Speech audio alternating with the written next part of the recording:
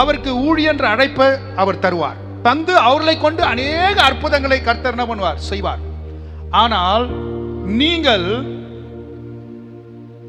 ஊழியக்காரர் மேல வைத்த அந்த வரம் கர்த்தர் வைத்தது. ஊழியக்காரர் மூலியமாய் அற்புதத்தை கர்த்தர் செய்கிறார்.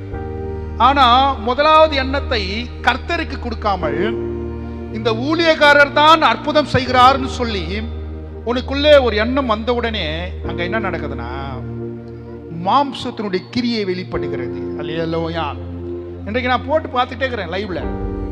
காலையில ஒரு 9 மணிக்கு போட்டார் லைவ், சாயந்தரம் 6 மணி மட்டும் பிசாசு ஓட்டுறதையே காட்டினுக்கிறார் அவரு. அல்லேலூயா.